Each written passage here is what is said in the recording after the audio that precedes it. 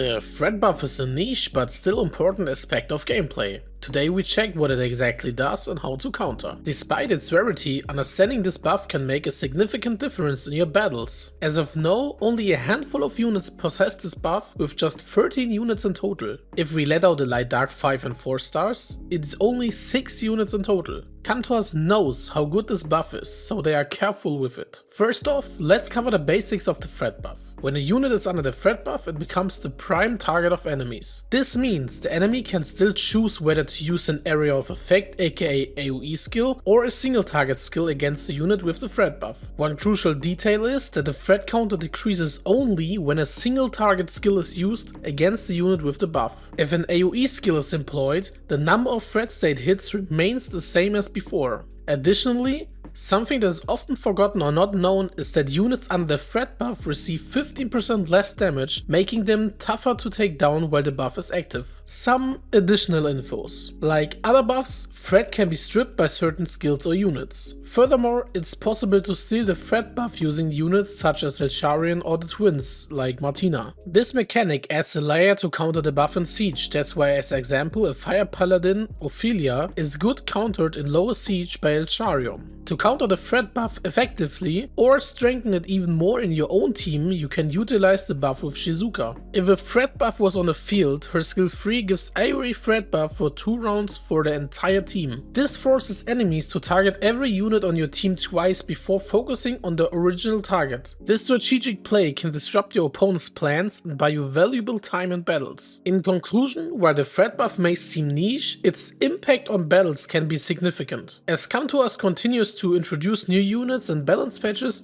we may see more units with this buff in the future. Understanding its mechanics and strategic is important to know what to do when facing units with the threat buff. Even if the video is not that long, I think for some people this could be some niche information that is helpful. I think it's not too bad to make videos about topics that are short, but some players have questions on, or don't know for 100% fact what it does. Kisses.